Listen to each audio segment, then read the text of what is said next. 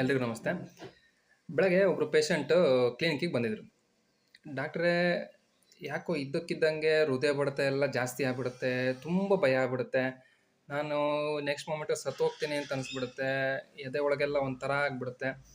ಏನು ಮಾಡಬೇಕು ಅಂತ ಗೊತ್ತಾಗಲ್ಲ. ಲಾಸ್ಟ್ ಒಂದು 4 ತಿಂಗಳಲ್ಲಿ ಹತ್ತತ್ರ 10 ಹಾಸ್ಪಿಟ್ಲಿಗೆ ಹೋಗಿದ್ದೀನಿ. ಎಮರ್ಜೆನ್ಸಿಗೆ ಹೋಗ್ತೀನಿ, ಇ ಸಿ ಜಿ ಮಾಡಿಸ್ತೀನಿ, ಎಕೋ ಮಾಡಿಸಿದ್ದೀನಿ, ಟಿ ಎಮ್ ಟಿ ಮಾಡಿಸಿದ್ದೀನಿ.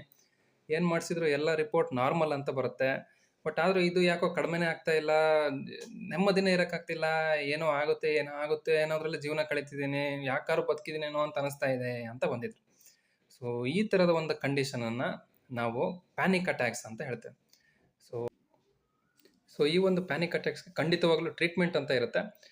ಈ ಥರದ ಲಕ್ಷಣಗಳು ನಿಮ್ಮ ಸುತ್ತಮುತ್ತ ಯಾವುದೇ ಪೇಷಂಟಲ್ಲಿ ಕಂಡು ಬಂದರೆ ತಕ್ಷಣವೇ ನಿಮ್ಮ ಸುತ್ತಮುತ್ತ ಇರೋ ಯಾವುದೇ ಮನೋವೈದ್ಯರನ್ನು ಖಂಡಿತವಾಗ್ಲೂ ಇದರಿಂದ ಶಾಶ್ವತವಾಗಿ ಹೊರಬರ್ಬೋದು. Thank you.